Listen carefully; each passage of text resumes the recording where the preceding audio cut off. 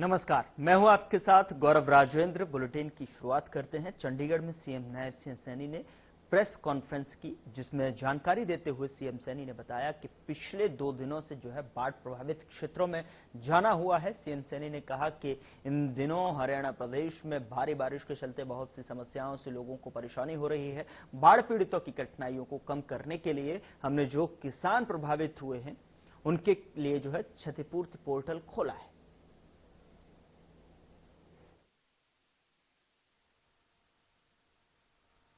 हरियाणा प्रदेश में भारी बारिश के कारण बहुत सारी समस्याओं से आमजन को दिक्कतें आई हैं।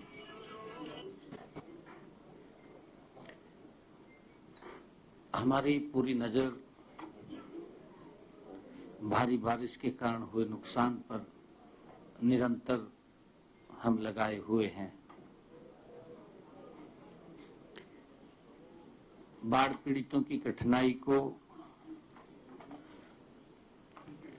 कम करने के लिए हमने जो बाढ़ में नागरिक प्रभावित हुए हैं, जो किसान प्रभावित हुआ है, उनके लिए एक क्षतिपूर्ति पोर्टल खोला है। आम जनता द्वारा अपने नुकसान व क्षति के लिए आवेदन जमा करने की प्रक्रिया को आसान बनाना है। साथ ही प्रभावित लोगों को हुए नुकसान के समयबद्ध तरीके से सत्यापन और मुआवजे के वितरण की प्रणाली में ये पारदर्शिता लाना है। क्षतिपूर्ति पोर्टल पर प्रदेश में 2897 गांवों के 1,69,738 किसानों ने 9,96,701 एकड़ क्षेत्र का पंजीकरण करवाया है। इस क्षेत्र के सत्यापन का कार्य जारी है। हमने बाढ़ व जल भराव से ग्रस्त क्षेत्रों में तुरंत राहत के लिए प्राथमिकताएं भी तय की है और राहत कार्य निरंतर चल रहा है। तत्काल हमने राहत उपायों के लिए जिलों को आरक्षित निधि के रूप में 3 करोड़ 6 लाख रुपए स्वीकृत किए हैं। इस राशि का उपयोग प्रभावित लोगों को भोजन, वस्त्र और विस्थापित परिवारों को अस्थायी आश्रम और तंबू, पशुओं के लिए चारा, पेट्रोल और डीजल व अन्य ईंधन सहित आवश्यक वस्तुएं, राहत सामग्री के परिवहन और ग्रामीण क्षेत्रों में जल निकासी कार्यों के लिए किया जाएगा। मुझे दुख है कि प्रदेश में इस भारी बारिश के कारण मकान ढहने से 12 लोगों की जान चली गई है। इनमें जिला फतेहाबाद व भिवानी में 3-3, कुरुक्षेत्र यमुनानगर में 2 और हिसार व फतेहाबाद में 1-1 व्यक्ति शामिल है। उनके हमने तुरंत उसके ऊपर संज्ञान लेते हुए तुरंत शोक संतप्त परिवारों के वित्तीय सहायता प्रदान करने के लिए 48 लाख रुपया अनुग्रह सहायता भी जारी की गई है। प्रत्येक व्यक्ति के परिवार को 4 लाख रुपए की राशि दी गई है। घायलों को 2 लाख रुपए की राशि प्रदान की गई है। बाढ़ के कारण यदि लोगों को अपना घर छोड़ना पड़ा तो हम ऐसे लोगों के लिए राहत शिविर भी लगाए हैं। जिन क्षेत्रों में पानी भर गया है वहां फसलों के लिए प्रति एकड़ 15,000 रुपए तक का मुआवजा दिया जाता है।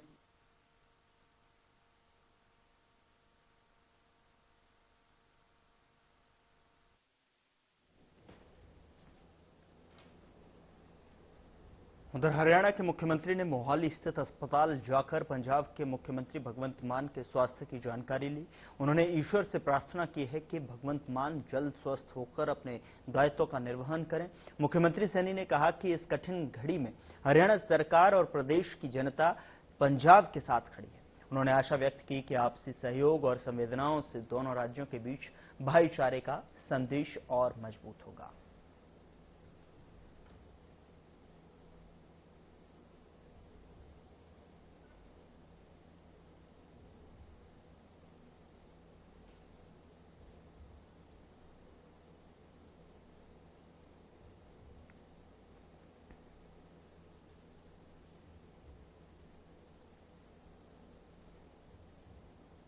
उधर हरियाणा के पीडब्ल्यूडी मंत्री रणवीर गंगवा का बयान सामने आया है। गंगवा ने कहा कि प्रधानमंत्री नरेंद्र मोदी मंगलवार को पंजाब में बाढ़ हालात का जायजा लेने के लिए आ रहे हैं। पंजाब को पहले ही बाढ़ घोषित किया हुआ है।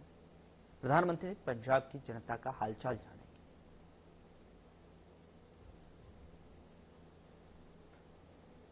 पता ही है कि आपको पंजाब के अंदर बहुत ज्यादा बाढ़ आई हुई है और धन्यवाद करूंगा माननीय प्रधानमंत्री जी का कि वो स्वयं जाकर के देखने का काम कर रहे हैं और उन्होंने पहले ही पंजाब को बाढ़ग्रस्त घोषित कर दिया है।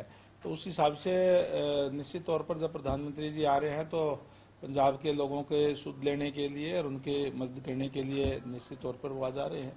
ये देखिए, जहां तक बात जो नुकसान हुआ है उसकी भरपाई के लिए मांग करे, वो तो ठीक बात है कि सेंट्रल गवर्नमेंट से मांग करें और माननीय प्रधानमंत्री जी स्वयं आ रहे हैं, लेकिन हर बात पे राजनीति करना, ये रह रहा है वो रह रहा है या कोई खाली हाथ चले गए, इस टाइप की बात करना ये कोई शोभा।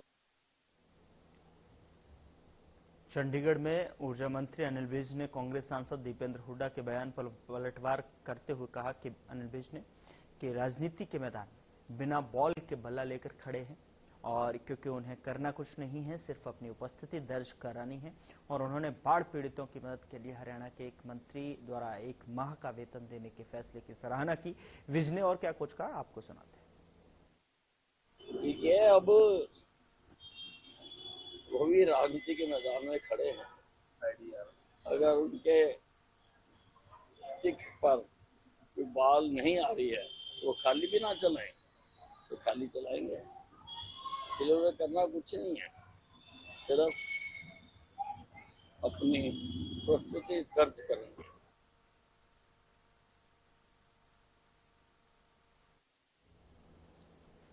उधर इंद्री विधायक रामकुमार कश्यप ने सोमवार को सिंचाई विभाग के विश्राम गृह में मुख्यमंत्री किसान एवं खेतीहर मजदूर जीवन सुरक्षा योजना के तहत लाभार्थियों को वित्तीय सहायता के चेक वितरित किए हैं। और इस दौरान उन्होंने गांव शेरगढ़ निवासी जयलाल को 75,000 रुपए और गांव संगोही निवासी कुसुम को 37,500 रुपए की वित्तीय सहायता राशि के चेक सौंपे। रामकुमार कश्यप ने कहा कि यह योजना किसानों और खेतीहर मजदूरों के लिए वरदान साबित हो रही है।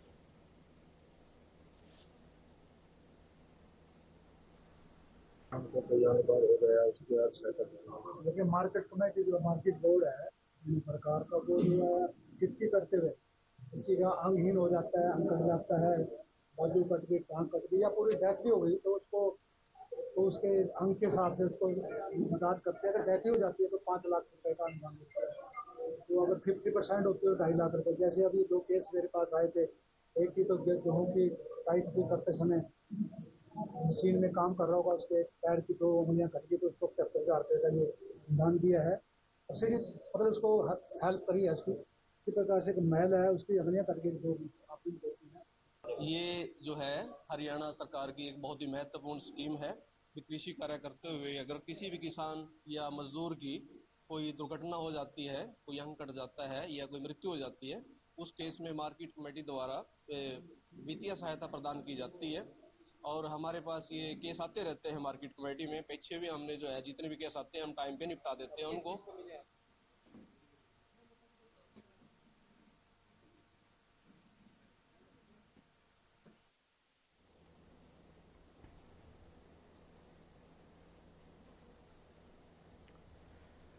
हरियाणा में बाढ़ से 21 जिले प्रभावित हैं। ऐसे में कांग्रेस के वरिष्ठ नेता और राज्यसभा सांसद रणदीप सुरजेवाला ने सरकार पर तीखा हमला बोला है।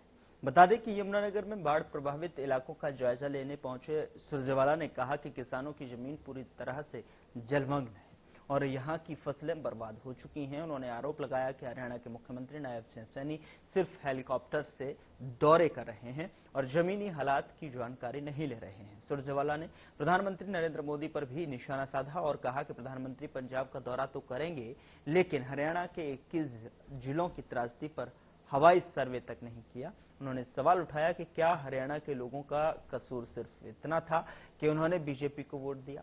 सुरजेवाला ने कहा कि विपक्ष जनता की पीड़ा बताने मैदान में है और जबकि सत्ता पक्ष केवल राजनीति कर रहा है।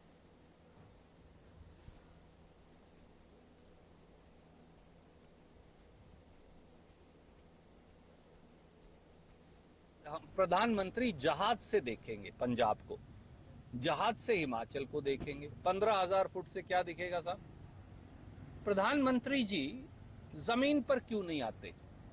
और अगर वो पंजाब आ रहे हैं तो हरियाणा का क्या कसूर है भाई? ये कसूर है कि हमने आपकी वोटें डाली थी। ये कसूर है कि हरियाणा में 11 साल से बीजेपी की सरकार है। हरियाणा में 15 लाख एकड़ जमीन डूब गई है।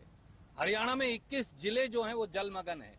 हरियाणा के 5,000 गांव जो हैं वो जलमग्न है। हरियाणा के अंदर 72 जो कस्बे और 11 शहर जलमग्न है। हरियाणा तो बाढ़ से त्राहिमाम है, परंतु जहाज से भी हरियाणा की स्थिति देखने की फुर्सत नहीं है।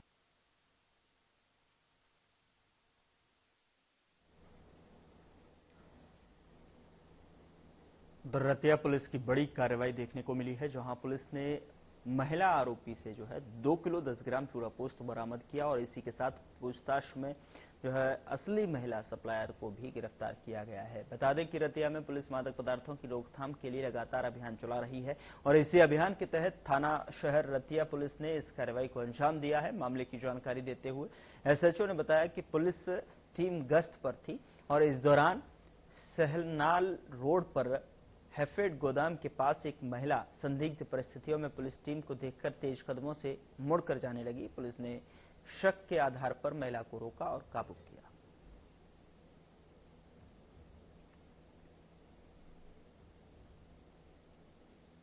जैसे हरपाल सिंह और उसकी टीम सारी गश्त पे थी। दौरान गश्त एक लेडीज के से चूरा पोस्त पकड़ा, जो उसको गिरफ्तार करके उसके दौरान पूछताछ की गई।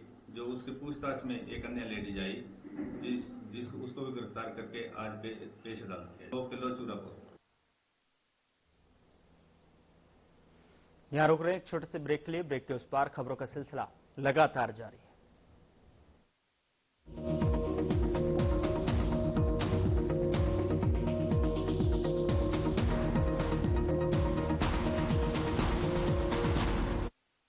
क्या आप दुबले पतले कमजोर हैं? आपकी सेहत नहीं बनती, भूख कम लगती है, वजन नहीं बढ़ता? दरअसल मेन बात खाना पीना खाना नहीं है, मेन बात है खाया पिया लगना। और अगर खाया पिया लगेगा ही नहीं तो आपकी सेहत बनेगी कैसे? इसलिए हमारी संस्था सन्यासी आयुर्वेदा ने एक ऐसी दवा का निर्माण किया है जो कि आपके लिवर, आपके पाचन तंत्र को दुरुस्त करने का काम करती है, ताकि आप जो भी खाएं उसका पूरे का पूरा निचोड़ आपके शरीर को लगे, आपकी भूख बढ़े, खाया पिया सही से लगे, नया खून बने, हड्डियों में जान आए, वजन बढ़े और आप मोटे तगड़े खूबसूरत पर्सनैलिटी के मालिक बन जाए। सिर्फ 699 रुपए की पूरे 1 महीने की दवा होती है और आप इसे घर बैठे 011-4545 4545 पर फोन करके दवा मंगवा सकते हैं।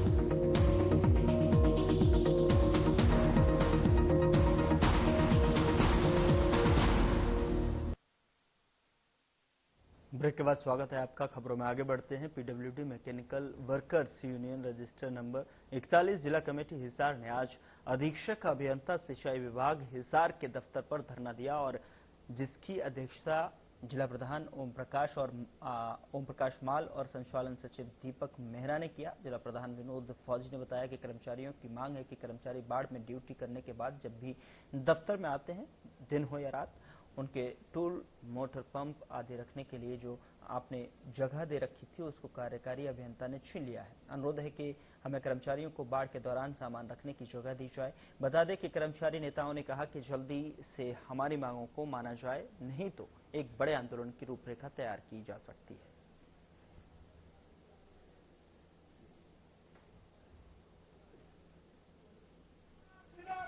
आज का प्रदर्शन ये आज नहीं, पिछले सोमवार से शुरू हुआ है और इसकी शुरुआत एक्शन हिसार सिंचाई विभाग के एक्शन है आनंद चौरान।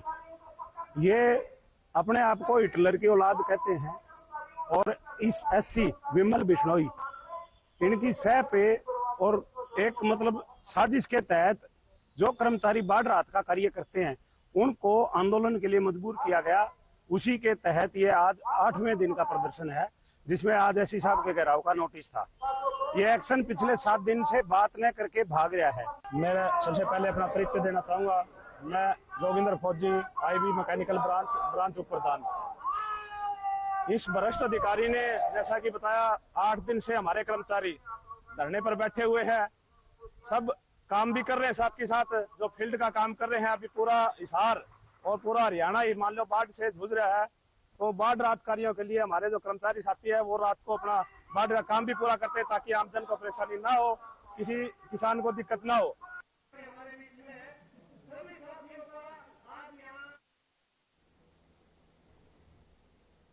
उधर फरीदाबाद में कल देर रात एक घर में एसी फटने से आग लग गई। आग इतनी भयावह थी कि कुछ ही देर में धुआं हो गया। धुआं भरने से दम घुटने पर एक ही परिवार के 3 सदस्यों की मौत हो गई। तीनों के शव को पोस्टमार्टम के लिए भेजा गया है। दरअसल ये पूरी घटना फरीदाबाद के ग्रीनफील्ड इलाके की बताई जा रही है। यहाँ 4 मंजिला इमारत की पहली मंजिल में एसी ब्लास्ट होने के चलते आग लग गई। और आपको बता दें कि आग लगने से मकान में रखा सारा सामान जलकर राख हो गया, लेकिन दूसरी मंजिल पर आग का धुआं घुस गया, जिसके चलते दूसरी मंजिल पर सो रहा पूरा परिवार उस धुएं की चपेट में आ गया।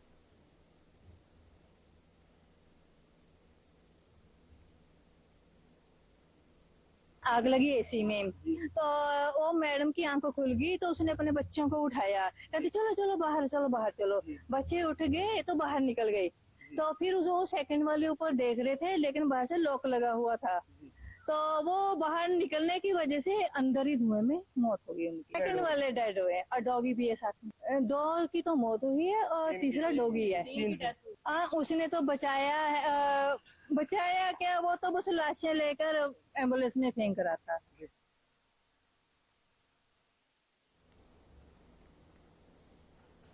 रेवाड़ी के सहरणवास गांव में गंदगी और जल निकासी की समस्या गंभीर बनी हुई है। ग्रामीणों ने गांव के जोहड़, नालों और गलियों में गंदे पानी भरे होने पर सरपंच और उनके परिवार पर लापरवाही और पक्षपात के आरोप लगाए हैं। ग्रामीणों का कहना है कि विकास कार्यों की जिम्मेदारी होने के बावजूद सरपंच गांव की बैठक तक नहीं आती और उनके पति और पुत्र ही काम देखते हैं। सरपंच परिवार पर सरकारी धन का दुरुपयोग, घटिया निर्माण सामग्री का इस्तेमाल और बिना अनुमति के समारोह स्थल चलाने के भी आरोप हैं। शिकायतें प्रशासन तक पहुंचाई गई हैं, लेकिन कोई ठोस कार्रवाई नहीं हुई। सार्वजनिक रूप से इकट्ठा हुए हैं, वो समस्या सबकी एक ही है। दीपक भाई जो समाज सेवक होते हैं, जो आवाज उठा रहे हैं, वो बिल्कुल सही है। गांव की रोड, सड़कें, ग्राउंड और सरपंच अपनी मनमर्जी करता है, किसी की बात नहीं मानता और सारा गांव सत्यानाश कर रखो उसे। जोड़ सबसे बड़ा मुद्दा सर एक ये है, गांव में जो समारोह स्थल है जो बना रखा है वो बगैर CLU बगैर NOC के बना रखा है, जिससे पूरा गांव परेशान है और लोगों को इतनी परेशानी होती है। उससे हम पूरा गांव मतलब परिवार में रहने में डीजे बजता है जी, पार्किंग में हर ढाल की दिक्कत है। उसकी शिकायत हमने DDP ऑफिस में कर रखी है और हम चाहते हैं उस पर सख्त से सख्त कार्रवाई हो। दूसरा सर एक ये है, गांव में जो जोड़ है, नाले हैं। फिलहाल बुलेटिन में इतना ही। नमस्कार।